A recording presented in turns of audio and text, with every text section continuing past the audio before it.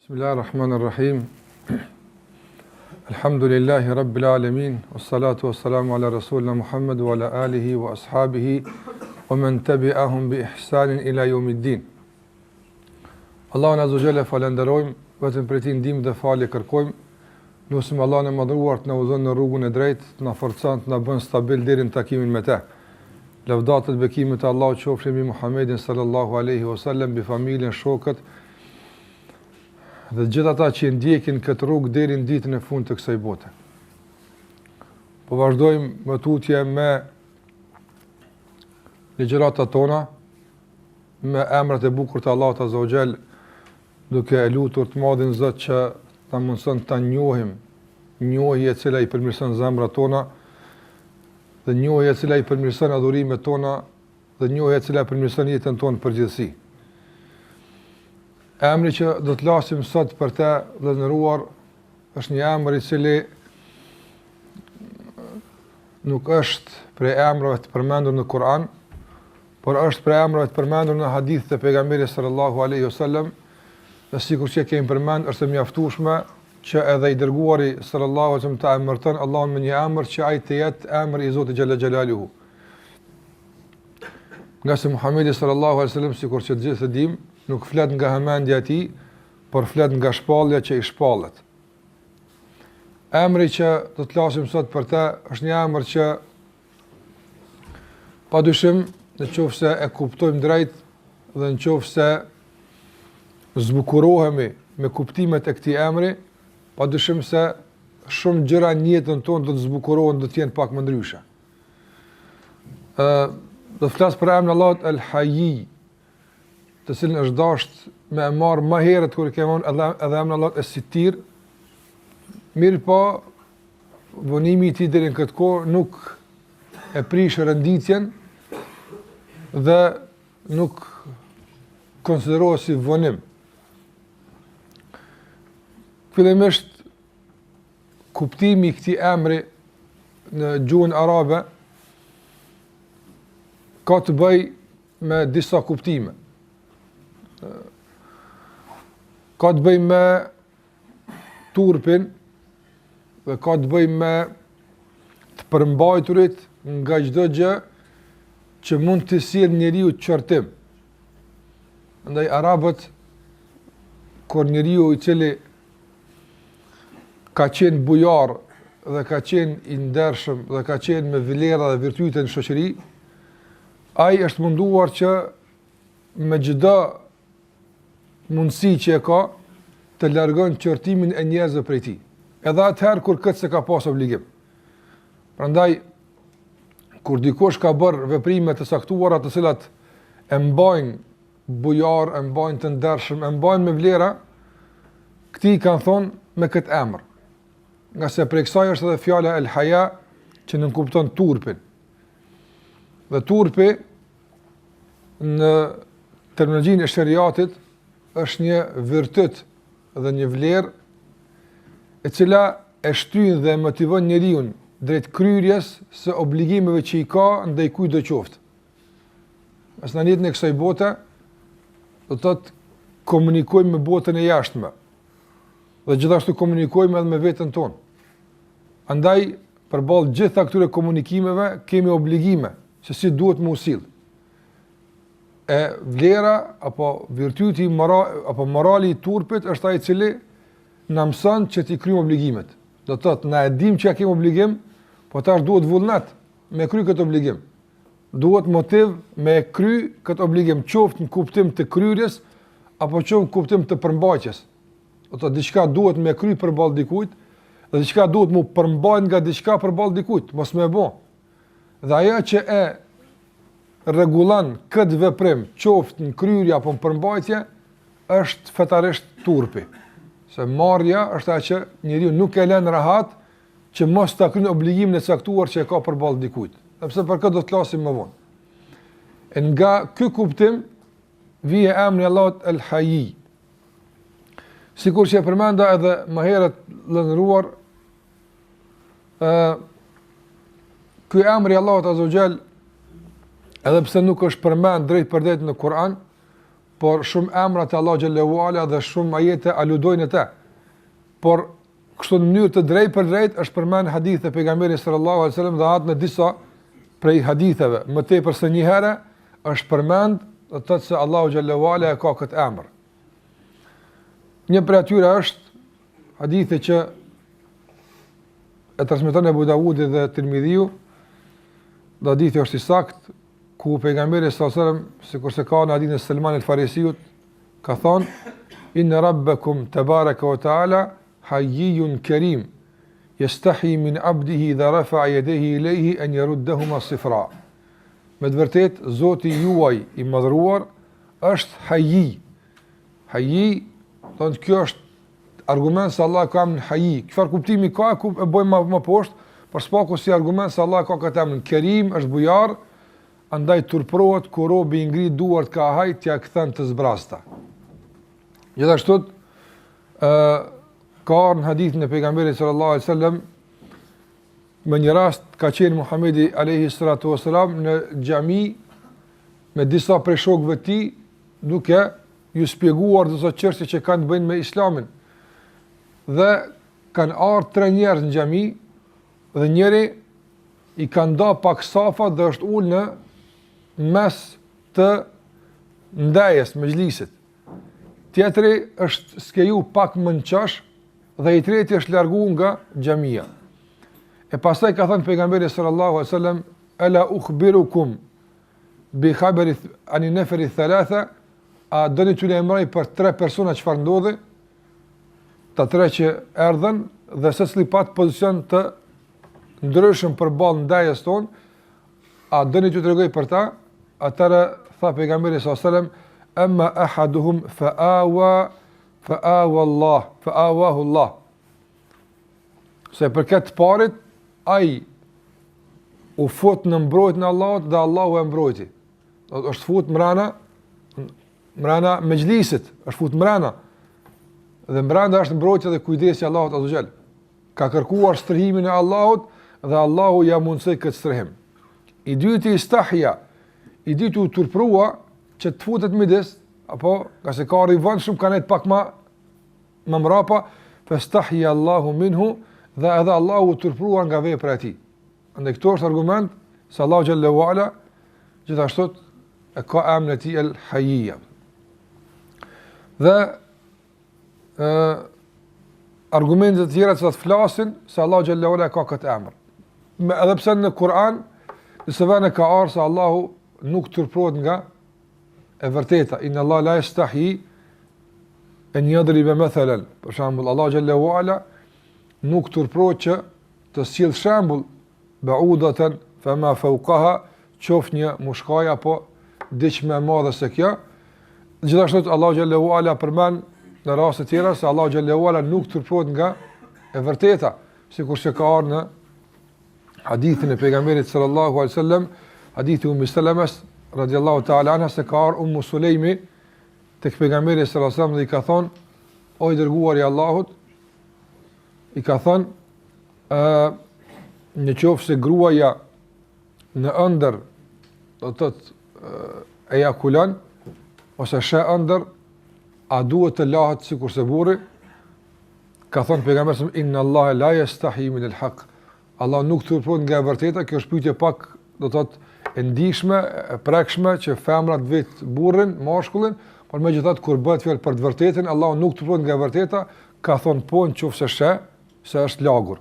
Andaj gjitha këto sqarime i ka bërë feja për t'u mësuar njerëzve rrugën e drejtë si duhet të sillen, edhe Allahu xhallahu ala në këtë rast nuk turprohet nga e vërteta për t'u asharuar njerëzve. Andaj është përmend dikun se turprohet, edhe përmend dikun se nuk turprohet. Prandaj ky emër është përmend në kontekste të ndryshme në raport me Allahun azza wa jalla. Dhe mjafton hadithet e përparshme që i cili ka dhënuar për të pohuar se Allahu xhallahu ala ka emrin El Hayy. Ndërsa nëse dëshirojmë pas saj të kalojmë në pikën vijuese se çfarë kuptimi ka ky emër në raport me Allahun azza wa jall, atëherë normalisht për ta kuptuar më së drejti dhe më së miri emri Allahut El Hayy, nga sa tham rënja e tij është nga turpi. Rënja e tij është nga veprimet që i bën njeriu për të shmangur nga vetja e tij qortimin. apo është një moral që e shtyn dhe motivon njeriu për të kryer obligime që i kanë ndaj dokujt, që mos lën mangu asgjë. Që kjo është në raport me njeriu kështu, atë në raport me Allahun xhalla xhelalu nuk është sikurse është me njeriu, por është në kuptim tjetër dhe më të lartë, ka se Allahu xhallahu ala leysa kamithlihi shay'un. Nuk është i ngjashëm me Allahun xhallahu ala askush. Andaj shumica e dietarë nuk kanë preferuar që të futen më detale e si Allahu turprohet. Ka se tek ne turpi mund të jetë një lloj mangësie nganjëherë ose mund të jetë një lloj ndjenje që e përshkon njeriu, e pengon nganjëherë të thotë atë që ka ndërmend të thotë kështu me radhë, por padyshim se kjo në raport me Allahun xhallahu ala nuk ekziston atë. Nuk ekziston, por kjo është një lloj më tepër, domthonë ky emri Allah xhallahu ala më tepër tregon për bujarinë Allah xhallahu ala, për mirësinë Allahu te barekota ndaj robëve të tij. Andaj Allah xhallahu ala nga bujaria e madhe që e ka ndaj robëve të tij turprohet që njeriu ta lut e mos t'i jap. Pastaj gjithashtu për asaj që dietarët e kanë përmend lidhe me emrat El Hayy dhe kuptimin e tij është se Allah xhallahu ala turprohet që robi sa të bën gjuna t'ia shfaq gjunat. Apo robi nuk turpohet për vetën e tij, sa turpohet Allah xhallahu ala për ta përdhos nderin dhe imazhin e ndokujt sa ai të bën gjuna. Andaj edhe i mbulon robët e tij, i afatizon deri në pendimin e tyre.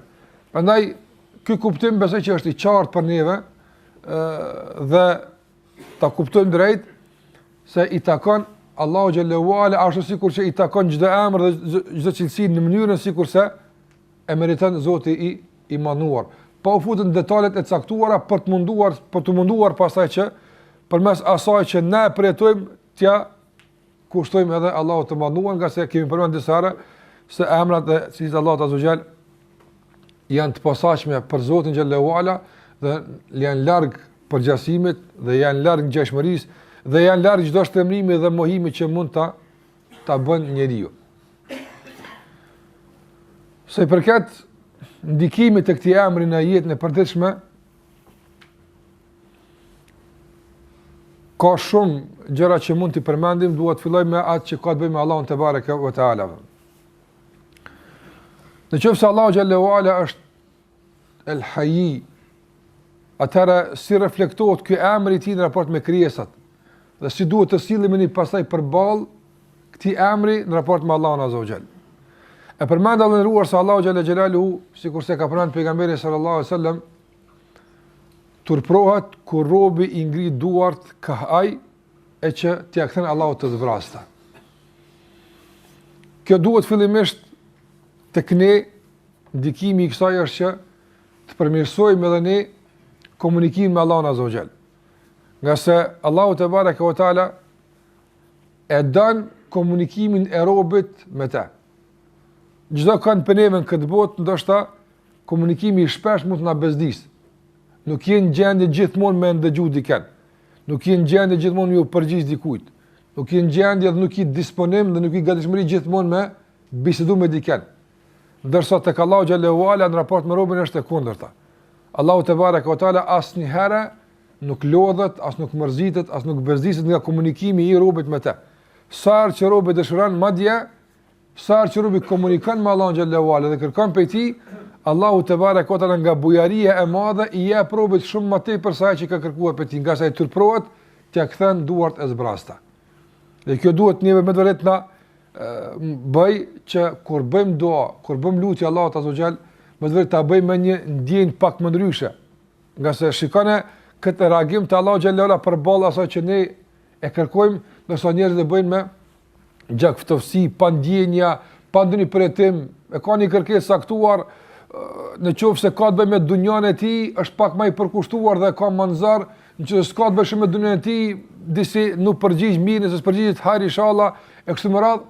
Andaj me të vërtetë ky përshkrim i pejgamberit sallallahu alajhi wasallam për Zotin e gjithësisë, kur na e lutim si ai sillet me neve, na bën që ne ta përmirësojmë sjelljen përballë Allahu xhalla xhelaluhu. Asa ai turprohet kur ti e lut për punët tuaja, ndërsa ai s'ka nevojë për neve. Çka ndodh me Allahun xhallahu ala nëse nuk na përgjigjet asgjë? Apo po nëse na i dhënohem se lutim, çka bëhet me ta? Kur gjë hezbot. Apo megjithatë ai turprohet që një rob ka ndonë nga koha një rob më është kthy mu, i ka kthy duar, po më lut dhe mos më dhon asgjë, nuk bën kjo punë. Prandaj edhe sikur se kemi përmend, Allahu xhallahu ala asnjë lutje nuk e çon hoç. Asnjë lutje nuk e çon hoç. Robi gjithmonë fiton dhe përfiton nga lutja Allahu xhallahu ala. Ose i përgjigj Allahu azza wa jalla në lutjen që ka kërkuar, ose i azavëson më të mirë në këtë botë, nga se ka pas me godit një fatkeqësi e madhe, atëherë Allahu xhallahu ala për shkak të kësaj lutjeve ja largon atë fatkeqësi, ose ja deponon për ditën e gjykimit kur i duhet më shumëti. Po nuk e lën duar zbrast asnjëherë robën dhe nuk e lën kur duar thot. Prandaj kjo përgjigje Allahut azza wa jall na bën më me përgjegjësi ta lutem dhe të kërkojmë prej Allahut subhanahu wa taala. Gjithashtu për asaj që ka të bëjë me emrin Allahut el-Hayy, ndikimet e jetën tonë është se Allahu xhalla xhelaluhu dhe ndëruar e mbulon sikur se ke mend robën e tij gjithashtu edhe me këtë emër. Me këtë emër. Nga se për shembull sikur se një njeri në përditshme që është i moralshëm, është i sjellshëm, është korrekt. Dëgjon për shembull ose sheh se dikujt i ka ndodhur një keqje, ka pa marrë diçka. Ai subhanallahu, edhe pse s'ka të bëj me të. Edhe pse ai s'e ka bërë, apo por vet transmetimin e asaj ngjarje turpot me kalluç shkon apo. Apo për shembull ti më ndëgjuan në rrugë dikush ka shahat. Dhe më ndëgjuan dikon në rrugë për shembull se si fyjen me zvetë njerëzit, apo? Dhe dikush më tutje të pyet çka kishin, çka u bë. Kur gjushoj, po çka thëshin? Arsun tham. Apo të vjen marrë ti edhe me transmetu fjalë dikujt sepse s'ka të bëjë me ty. Të vjen marrë me ja zbulu dikujt çka i thej ka i tjetrit atë. Apo? Prandaj kjo është virtyt i lartë tek njerëzit. Jo kërë që kanë dëgjën, që ka kënish, po s'kum thonë une, së është kjo fjole e jamja. Në nga njerë njësa njerët, për shembull, transmetojnë njësa ngjarje ose njësa thënje, që i ka thonë dikur dhe pse janë të paturshme. Nuk përkujnë me sirë dhe moral në besimtarit, dhe arsyetohet, po s'jom të thonë unë, po thëmë që ka thonë filoni. Megjithatë, e ka një lloj etike dhe përcjellje ngjarjeve apo fjole që ti ke dëgjuar apo. Për edhe Allah xhallahu ala e sheh robën çdo vend dhe e sheh çfarë bën, e sheh çfarë thot. Apo dhe e mbulon vazhdimisht nga se Allah xhallahu turprohet që veprat e tilla të përhapen në mesin e njerëzve, të ndëgjohen në mes të njerëzve, apo të dihet për në çfarë ai ka bërë kështu më radhë apo. Dhe gjithmonë Allah xhallahu kështu na mbulon me mbulimin e tij të bukur apo. Prandaj nëse Allah xhallahu e bën në këtë dunja, në adim se të njëjtën do ta bën me robën e ditën e gjykimit. Sigurisht e kemi përmendur në hadithin e njohur, do të thotë që është transmetuar në dy sahih al-Bukhariun dhe Muslimin nga hadithi Ibn Omerit radhiyallahu ta'ala anhu, se Allahu xhallahu ala ditën e gjykimit e afron robën e tij apo dhe vendos mbi të krahun e tij dhe ja kujton robën vepra që i ka bërë, ja kujton gjuna që i ka bërë, edhe i thot atë kujtohet ajo që e ke bërë këtë ditë, atë kujtohet ajo që e ke bërë këtë ditë kështu me radhë, derisa robi i pran gjitha mëkatet, atëherë Allah xhallahu ala i thot ti ka mbuluar në dunjë edhe sot i ke të mbuluara. Ti ka mbuluar në dunjë, andaj edhe sot i ke të mbuluara. Prandaj kjo na bën gjithashtu të jemi më me përgjegjësi në veprat tona. Ti jemi edhe na tash si do të nëse Allahu na mbulon dhe mbulesa Allah xhallahu ala është pej turpit të tij që ka ndaj neve që të na zbulon tmetat tona. A nuk duhet ne të turprohemi më tepër për punën tona, nga se neve na dëmton. Nëse zbulohet një emet e jona, kush dëmtohet më shumë këtë rast? Më shumë më pak e krejt na dëmtohemi. Nga se Allah xhallahu ala absolutisht nuk e gjen asgjë përballë shfaqjes së gjunave të ndokujt prej neve. Andaj dhe dietarët kur kanë folë për turpin, e kanë nda turpin në 3 lloje. Turpi kryesor, dhe turpi më i madh që duhet besimtarit të pajisit me të është turpi ndaj Allahut azza wa jall. Në veçantë turpi kur është në vetmi, të turpohet për Allahu xhallahu ala në vetmi. Nga se vetmia është një raport i posaçëm mes robët dhe Allahu xhallahu. Prandaj turpi ndaj Allahu xhallahu ala dietarët e kanë nda në disa ose kanë përmend disa lloje, ka thënë turpi i parë është i ka thënë i thonë haya ul jinaya, turpi i krimit, i gjunave që i ke bërë më herët turprosh. Edhe nëse e penduar për tyne, apo ti e din se Allahu xhallahu ala ti ka falë ato me lenin Allah të mënduar. Ka se pendimi shlyna çfarë ke bërë. Mirë, po çfarë ti bëhet turp pra që e ke bërë? Apo sikurse njëri për shembull që i ka bërë dikujt keq disa herë. Edhe rëzën si ka bërë keq dhe ka dëmtuar, a shpenduar nga kjoja, ka kompenzuar dëmin me siguri, por megjithatë mbetet një turp, sa herë të sheh, i vjen marrë çfarë ka bërë. Prandaj, sikurse ka thënë njëri prej selefit në moment të vdekjes, i kanë thënë si e gjen, si je, çfarë gjendje, thot thot vallai me di që mbi mua derdhet. Fali Allahut azza wa jall që gjitha mëkatet më fal, nuk do të më lënë të rahat turpi prej tij apo. Nuk do të lënë të rahat turpi prej Allahut azza wa jall për punë që i kanë bërë apo. Andaj turpi për mëkatet që i kemi bërë, turpi për shkeljet, turpi për dobësit, turpi për tmetat, e që gjitha këto situata Allahu xhallahu ala na ka përcjell, na ka shikuar, apo. Prandaj njeriu i penduar lirohet nga mëkati, po është e vërtet, njeriu i penduar lirohet nga pasojat e mëkatit, nga se është penduar tek Allahu xhallahu ala. Mirë, po është mirë që mos lirohet asnjë nga turpi i Allahu xhallahu ala. Nga turpi se do të thotë sa të ka mbulu, e sa të ka mshef, e sa të ka rujt, e sa është kujdes për ty, e sa të ka dhënë, e sa të jep vazhdimisht, ku është adhurimi, ku është puna, ku është mirënjohja, ku është falënderimi, ku janë gjitha këto. Andaj kjo e bën besimtarin që të jetë i turpshëm përbar Allahu xhallahu ala, turp i cili pastaj derdhet ku? Në adhurimet e tij ndaj Allahu xhallahu ala. Belespaku për shembull njeriu thotë, s'ka mujt me urujt për Zotin këtu, e s'ka mujt të jem si duhet në këtë kohë, e s'ka mujt të jem në këtë moment si duhet, s'ka mujt këtë ta përballoj, s'ka mujt kësaj të them jo, kam bërë shkelje të caktuara. Belespaku kur vije koha namazit të jem siç duhet apo. Belespaku kur ta përmendi Allahu xhallahu ala, ta përmendi si duhet. Belespaku këtë punë tash që po e bëj për të ta bëj ç'është duhet. Apo belespaku këto ditë të jetës që më kanë mbet, belespaku këto të jenë si duhet. Andaj sikurse se ka më herët. Ti i din disa gjëra, po ngale na mungon vullneti, na mungon ambicia, na mungon motive. Sa ka gjëra që na i dim se janë çashtot, po ngale nuk e gjejmë vetën që kemi vullnet mjaftueshëm mes përpara. S'ki vullnet. Ti e din se mirë tash më shumë fal dy recate. Mirë, po na file është isha, apo s'ki motiv. Atëra çfarë motivon më shumë ti turpi pe Allahu xhallahu ala. A nuk turprosh? Ta ka qu menën, për shembull, se kanjere ki mundësi ke harru kejt. Për shembull, ka raste kur a ka mundësi që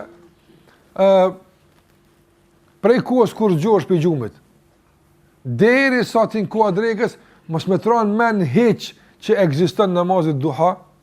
A ndodh kjo? Ndodh. Dhe i zonë angazhuar, bën një punë dil shpejt, subhanallahu pas na ruket. Ndodh kjo. E pa ndodh nga njëre që deri sa del koha duhas, deri në 10 herë me tronmen se në koha duhas është të shosh. Apo? Andaj nuk është turpi Allah xhallahu ai po ta kujton se si që ai po ta kujton, po do me të çu ti po rrit. Andaj turpi nga Allah xhallahu çan çur ai po ma çan shenin se po don me pa para ti, po do me më dëgju, po do me më shpërbly on për ulën, është turpi Allah azza xhall. Apo? Është turp. Prandaj turpi është ai që na motivon të ose ta kujton çfarë do lloj adhurimi tjetër. Qoftë të përmendjes së tij, qoftë të sadakas, qoftë të mira, çka do qoftë, që Allahu xhallahu ta kujton, shpejton në kryen e asaj që ta ka kujtuar Allahu xhallahu ala, qase vonimi i asaj me të vërtet është turp për Allahut azza xhall. Ai po ta kujton shpërblimin, po ta kujton mirësinë ndërsa ti po rrin duar kryq për ballë tër ti për kujtim apo. Andaj kjo është turpi ndaj Allahu xhallahu ala. Gjithashtu turp madhërimi ndaj Zotit xhallahu xhelaluhu. Sikurse për shembull ti ndaj njëri të shikë bukur gjatë njëri. As ke diçka me të. Mi po subhanallahu ndoshta mosha e tij, ndoshta dija e tij, ndoshta dëshmëria e tij të bën gjithë disi për aty mundi jo lirshëm. Jo ndoshta sikurse sillesh me shokun tonë. E ka një etik cilës për ball ti apo. Epsa njëri ka shumë aspekte që ka të metat e veta, apo sa është njëri tek e fundit. Ndërsa përballë Allahu xhallahu ala vëllëruar me gjithë të emrat bukur që kemi mësua, po. Për shembull, emri Allahut që kemi mësuar Ar-Rahman, Ar-Rahim, El-Malik, El-Kuddus, El-Salam, e shumë emra tjerë, dhe çdo emër në zbardh një aspekt interesant dhe të rëndësishëm nga njohja e Allahut azza xal. Gjitha këto emra duhet na shtojnë turpin për Allahut azza xal, se përballë kujt jemi, turp madhrimin dhe Allahu xhallahu ala. Dhe gjithashtu turp të, sikurse e përmenda më herët, të mungesë së mirënjohjes sa duhet përballë begative që i shfrytëzojmë. Ku është begatia që shfrytëzojmë e ku është nimeti i Allahut azza xal. Ku është mirësia e tij? E ku është në anën tjetër falënderimi jonë e mirënjohja jonë e kështu me radhë.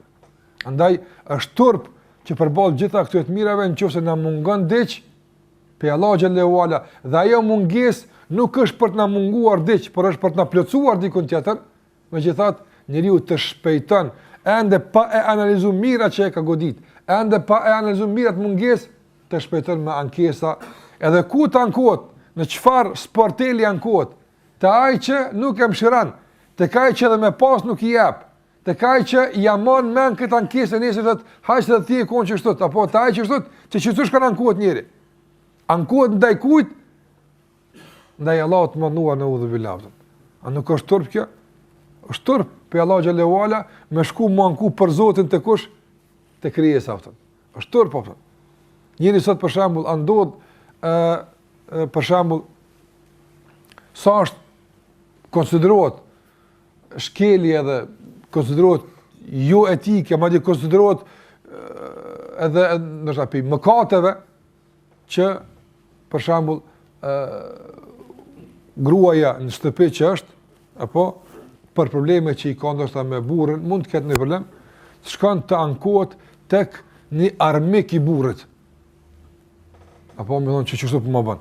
Si duket burrit kur ndonjë se gruaja e tij u shkoi ka kallzu atij se ai nuk është korrekt. Te dikush i mezi çprat me di çka bën ky edhe me shpall publike në metet e tij apo. A rrin komat normal rregull s'ka do shkelje e madhe, madje s'ja fal më kurr. Madje ndodh që të vjen ditë ndarja, ke bë kët u krymo. Nëse njeriu ditë për ditë ndodh që në udhë billah të ankohet për Allahun xhallahu ala. Nëse jo me emën Zoti më ka bëu kështu apo? Mirë, po zemra thot po Zoti vallaftë. Brendia thot çto apo? E njeriu, sepse gjuha mundohet me mbulu me një kozmetik të jashtme të fjalëve se s'e ka për Zotin. Por realisht kush e ka thënë kët? Sikur se ka thënë pejgamberi sallallahu alajhi wasallam, la tasubu ad-dahr. Mos e shani kohën, ftoft, nxet, borr, rshidze. Kush e ka thënë kët? Kush e ka bërë kët klim kështu? Kush e ka bërë kët kohë? Allahu xhallahu ala. Andaj fyrja e kohës është fyrja ndaj Allahut azza wa jalla.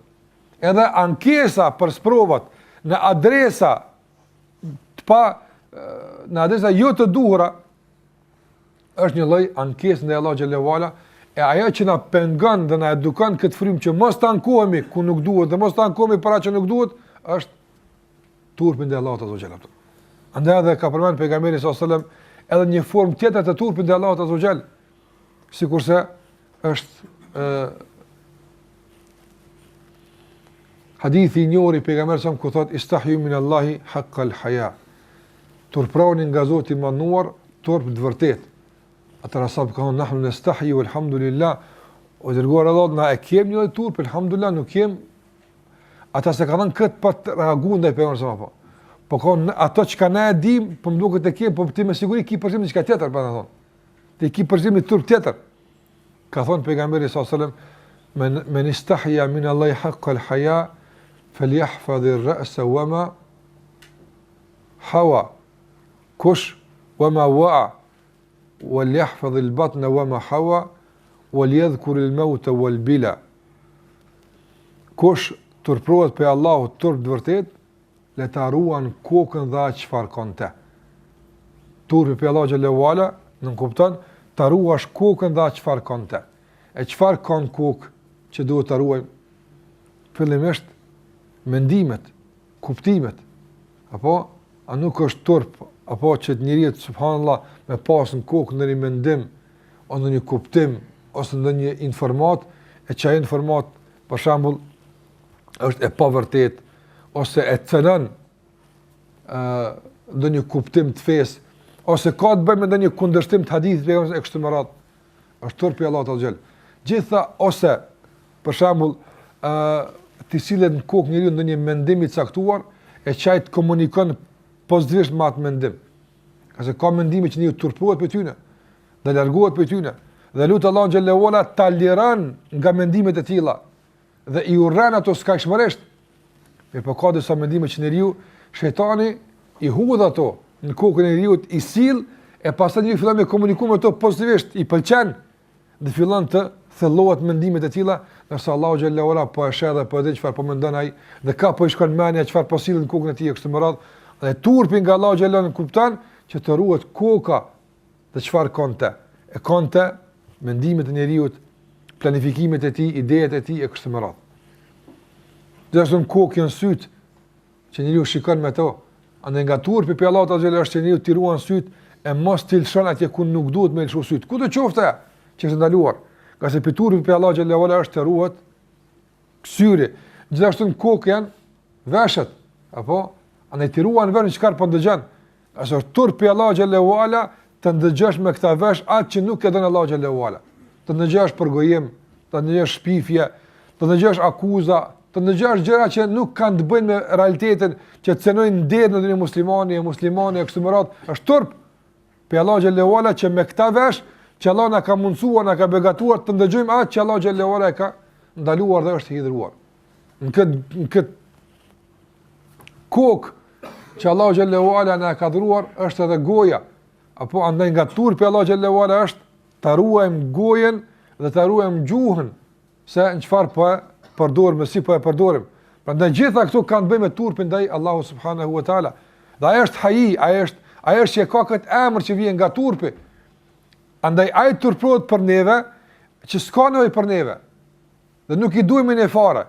Andaj sa duhet ne të kthehemi turp përballë Allahut azza xal, dhe ta kuptojmë drejt se çka ne kupton turpin ndaj Allahut xhallahu ala. Ta ruajmë kokën dhe çfarë konte. Wal yahfaz al batna wa ma hawa. Dhe ta ruajmë barkun dhe çfarë përfshin ai. E dietar kanë thënë, do thotë në bark nuk kuptohet, do thotë edhe ushqimi që futet në të, sa është halal, a është haram, por edhe organi gjenital i njeriu, do thotë që mos ta naudhu billahi haram, në zina, në punë të pesta e dyta, është turpi Allahut azza xal.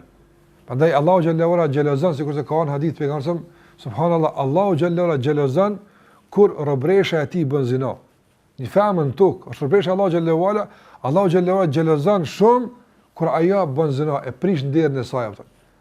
Prandaj njeriu mund i duket kjo gjështje u përhap, janë vende të caktuara, njerëz bëjnë atë, mirë po, në raport me Allahun xhallahu ala është një shkelje më të shumë e madhe atë.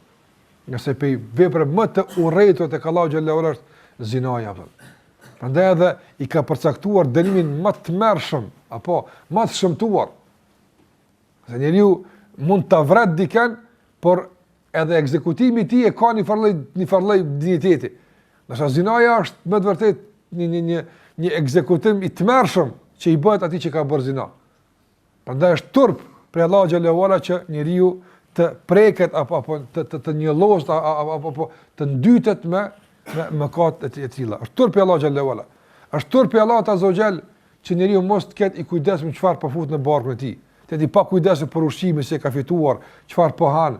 Mos e di kujdesshëm në përmbajtjen e ushqimeve. Edhe pse këtu duhet të jemi mesatar, jo njeriu që të jetë deri në atë shkallë të vezveseve, që pastaj edhe ujit i duket se ka përmbajtje të ndaluar, por po them të jetë mesatar edhe jo bash gjithçka, për kado që vije dhe sido që vije të fut në barkun e tij, nga se duhet ta din se barku i tij është ai që përcakton pastaj shumë gjëra në raport me Allahun xhalla xhelaluhu.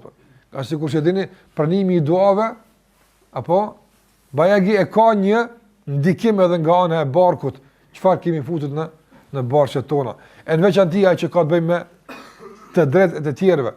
Prandaj Allahu xhallahu ala përmend se ata që yakuluna amwal yatama, ata që han pasurinë e jetimave apo pa të drejtë, ta dinë se nuk kanë futur në barqet e tyre të përse zjarrit, xhenem. Do të ai për këtë dunjë është duke mbush barkun me xhenem, Allah na ruaj.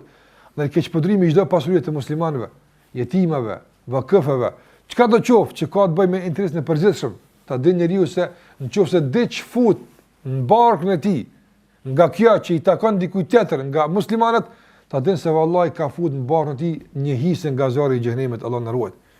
Për ne muslimanët e hershëm edhe Selimi na ka mësuar që njeriu duhet të jetë i kujdesshëm dhe ndëruar në pasurinë e tij në përgjithësi, nga se për çdo gjë që e ka shpenzuar, do të jep për tek Allahu xhallahu ala, sikur se ka në ditën e Muadhit radhiyallahu ta'ala anhu, se do të jep përgjegjësi si e ka fituar dhe ku e ka shpenzuar.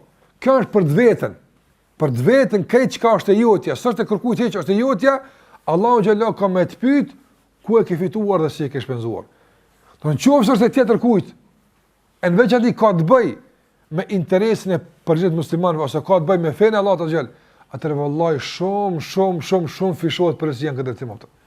Nëse Allahu xhallahu dikon e ka vënë përgjithë ose ka sprovuar që të ketë përgjithësi me ndonjë interes të dobit muslimanëve, të ketë frikë Allahut azza xhall. Të kujdeset dhe të ruhet se si po sillet me këtë pasuri, nga se me të vërtetë përgjithësia është shumë e madhe atë. Përgjithësia është shumë e madhe atë. Prandaj edhe Muhamedi sallallahu alaihi wasallam me një rast, do të thotë kur e ka dërguar njërin prej ashabëve të tij me mbledh zakatin të një festë për fisëve arabe. Dhe ai ka shkuar me mbledh zakatin dhe ata i kanë thonë, mos je i deleguar i pejgamberit sallallahu alaihi wasallam, që zakati apo veçë që kjo hedije për ty. I ka dhënë hedije, se e ka ndasht pejgamberin sallallahu alaihi wasallam, ka thënë pejgamberi sallallahu alaihi wasallam, mos ai të ka thënë çfarë dhurat për neve ato. Ky njeri a ka marrë në mënyrë të padrejtë, a ka marrë nga zakati absolutisht, ka marrë diçka që ata i ka dhënë është e jotja.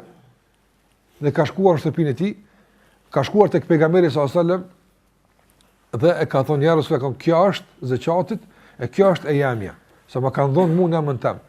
Ka thonë pejgamberi sallallahu alaihi wasallam, të kishe më nejt në shtëpi të babës tonë, kish më të ardh kjo? Më banaj në shtëpi tonë çetja. A kish më të thonë pse je i mirë? Jo. Ka thonë kjo këtë është muslimanë prapë, s'është kjo jotja. Se e ke marrë në emrin tyne, e ke marrë në emrin të autoritetit tyne, ti paguash për këtë punë. Për këtë mund që e shku me mbledh zakat, e ke marrë hisën tonë, po e ke marrë. Tash dy fërë të marrë hisë pe njerëz muslimanëve s'ban. Ja ka marrë pejgamberi sallallahu alaihi wasallam. Ndërsa Ibn Omer radhiyallahu ta'ala anhu kur ka qenë në atë pjesën e Azerbajxhanit kur kanë luftuar për shtirimet e vendeve në kohën e Omerit të shtruaj vend dhe kanë marrë plagj të madhe të luftës. Dhe ka qenë një vend më të vërtet interesant për asap se ka qenë tregti e madhe ku zhvilluar atje. Dhe Ibn Omeri ka marrë parë borx prej emirit të luftës, që të blendë sa gjëra si thet Medinë i kthem parat edhe me pas mallin me vetë. Kur ka shkuar në Medinë, Omeri radhiyallahu ka marrë se djali vet ka marrë parë borx nga pasuria e përgjithshme muslimanëve ende pa u nda. Qase ajo është plaçk e luftës i takon buxhetit shtetëror. Dhe halifja është ai që e ndan, ose emiri i luftës është ai që e ndan plaçkën e luftës. Dhe nuk guzon të preket para se mund nda. Edhe pse këtu Ibn Omeri ka bërë me konsultim me emirin, s'ka bërë shkelje, dhe ka marrë borx, s'ka thonë është e jamja, megjithatë këtë fitimin që ka fituar dhe këtë mall Ibn Omeri kanë kjo është e muslimanëve apo. Apo nga se ke bëu diçka me ty ne i kthehet aty apo. Pavarësisht vendimit strategik, apo a ka bërë shkelje Ibn Omeri apo s'ka bërë shkelje Ibn Omeri. Pavarësisht asaj sa i ka takuar si ka taku, por dua të them se kanë qenë të kujdesshëm kur bie fjala për mallin e muslimanëve apo. Edhe dini shumë mirë tek hadithi i njohuri atij që ka pas emrin Abu Dahdah, i cili ka qenë duke nejt me pejgamberin sallallahu alaihi wasallam dhe ka ardhur ajeti men dhan alladhi yuqridu Allah qardan hasanan fayudha'ifahu lahu ad'afan kathira. Allahu xhallahu ka zbrit ayet ka thon kush është ai i cili i jep Allahut borx e që Allahu t'ia kthen shumë fish borxhin. Ka Abu Dahdah që ka qenë afër ja Rasulullah e Rabbuna yuqriduna, a Zoti po li borx për neve? Kam po. Borxhi Allahut është kur ti jep dikujt e ndihmon dikujt, Allahu xhallahu ala thot un tash të kam borx me ta kthyj apo. Se ti keni marrë bitem apo. Kjo tregtia më e madhe mundshme është apo. Por na Allahu më të më të borx. Çu ta kthen pastaj ai ty? Ai që këti ka depot në dorë, gjithçka është në dorë ti, apo a ki frikë nga kthimi? Dhe thot shumë fish më ia kthy Allahu xhallahu ala. Dhe kur e kanë dëgjuar këtë ofertë të tregtisë së madhe, këtë kërkim borxhi nga Allahu xhallahu Abu Dahdah, kanë ja Rasulullah, unë kam një kafshë që ka 600 trupa të hurmeve. Kulluha fi sabilillah. Këtë janë rrugt Allahut azza xhel. Krejt 600, a diçka, do të vak më fal 600, nuk madh sot me pasuninë të ndëruar. Ka se pasunia kryesore, ajo që i ka bua ashab, pasanikat më i kanë qenë hurmet. Apo pasunia e madhe ka qenë. Për të saj domon ka hurme që din me bë disa herë dhe shumë. Pasunia hatash më e madhe. Për të ka qenë aty gati nga ushqimet kryesore. Ka qenë një domon produkt që posa është plasuar në tregë shit, i garantuar. Pasuria e vazhdueshme, burimi i vazhdueshëm. Edhe dini shumë mirë se trungu i palmës është shumë vjeçar. Nuk është për 10 vjet. Ai ka pas pasurit garantuar për gjenerata. Ka në kejtë fise bili lapsat. Asi më barë që është, unë pja dhe Allah Gjallahu Ala, që aj të mërë të pranë për me kësa da kapët. Dhe ka thonë pejgamberi se sa frytet të njoma në gjennet, ka për e bu dahdaj për këtë që ka bu apëtën. Me i herë, Allah Gjallahu Ala ja ka garantu, ja ka nda hisën në gjennet, duke qenë dunja apëtën. Ka shku të kështëpia ti, dhe ka qenë, për pare ka në el-hajt, kopshtet kanë qenë të rrethuara me mure. Dhe mrena mureve kanë qenë familja. Masi e ka thonë fi sebilillah, ka thirr gruan e tij ka thonë del se kopshtin e kumbo pazar me Zotin, apo. Kopshtin e kumbo pazar me Allahun Azza wa Jall. Dhe dilni jashtë. Gruaja e tij ka thonë pazar më të mirë kur s'ke bë. Shikoj këtë reagim të edukimit të grave, se të kanë kuptu pozitën e madhe të kësaj pune që ka burri. I ka thonë, pazar më të mirë kur s'ke bo. Dhe duke dal nga kopshti, fëmia ka pas një hurmë në dorë ka pas. Shika, një hurmë në dorë ka pas fëmia, nëna e ka qelë dorën, ka thonë birë jam, sa është e Allahit, kjo s'është e jona më. E ka kthy për një hurmë. E pse ty në kon, apo s'është kjo diçka që ka marr haram, po për t'i mësu sa ajo që është e Allahut spreket, ajo që është e kësaj feje spreket, apo është e shenjtë. Qoftë edhe një kokër hurme, qoftë edhe gjysmë hurme, apo nga se është turpi i Allahut Azza wa Jall që diçka që i takon dikujt tjetër të futet në barkun tonë, apo të futet në shtëpinë tonë, të futet në kokën tonë, të futet në xhepin tonë. Prandaj besimtarët të kujdesshëm maksimalisht në këtë drejtim, dhe të ruhemi sa të kemi mundësi për çdo gjë, qoftë ajo që ka të bëjë me hakun e punëtorit, qoftë ajo që ka të bëjë me hakun e ortakut, qoftë ajo që ka të bëjë me hakun e kujt do qoftë, që nuk është haku yt.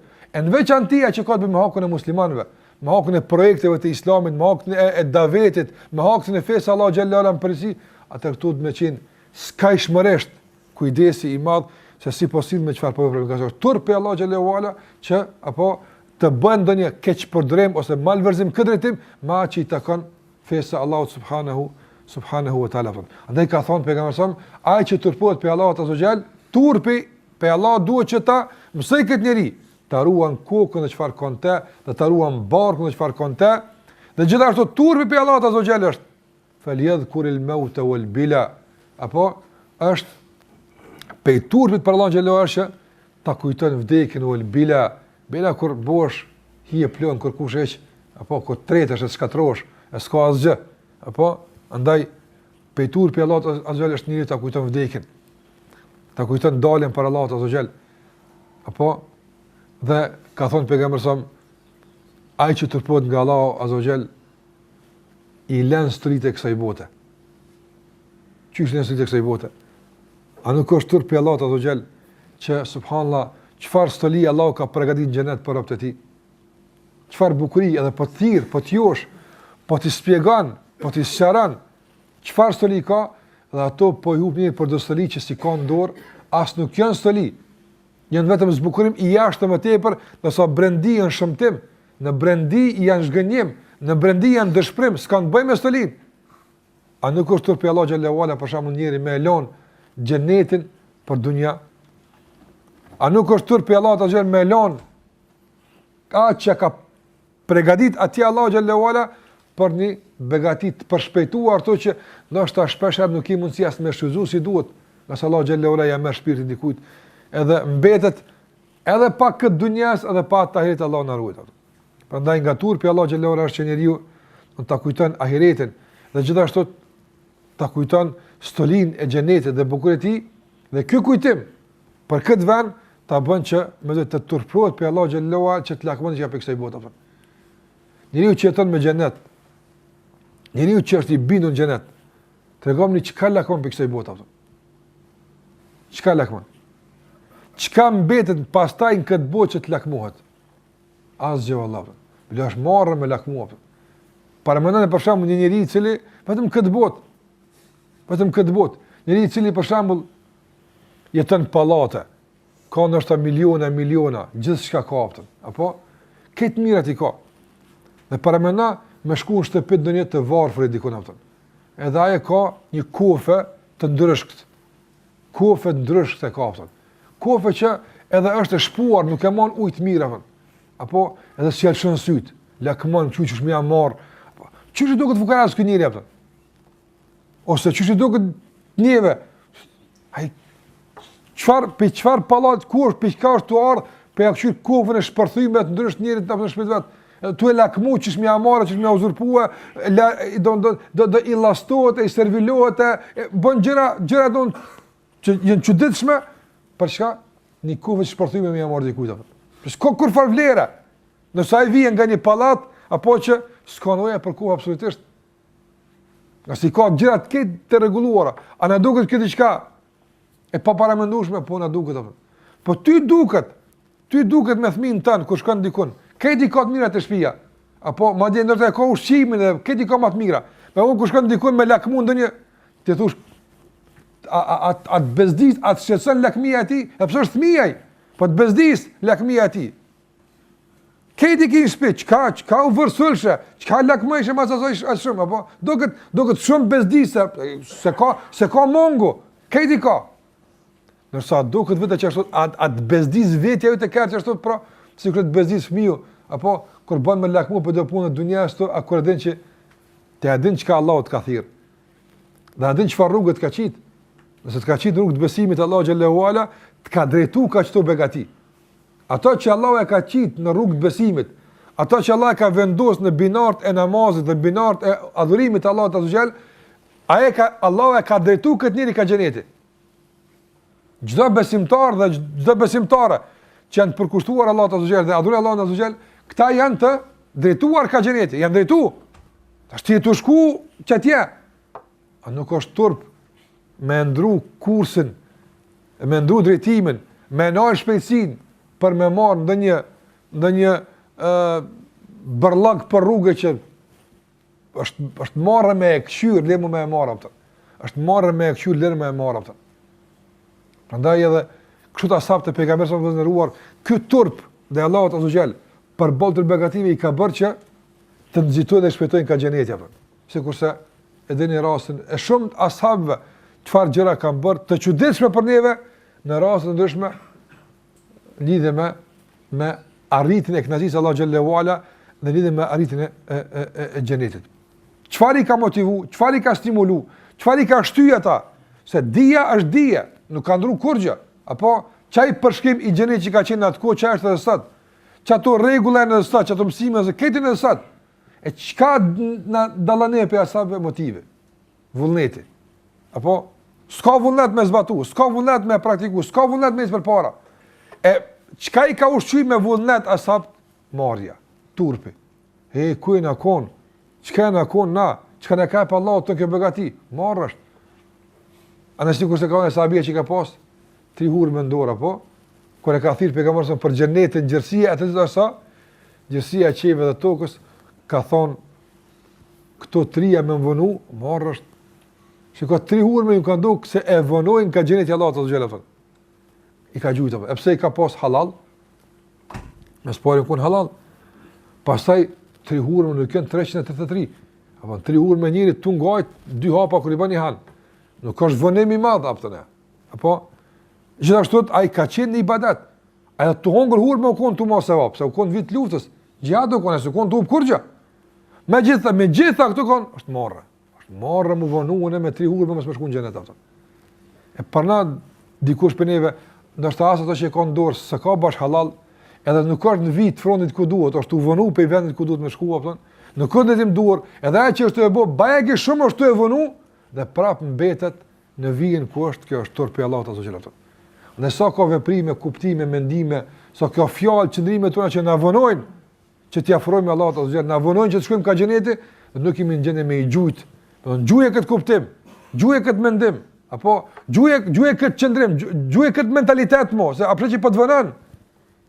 Prandaj sa mentalitetet e ndëruar janë duke na vënu neve që mos jemi atje ku duhet.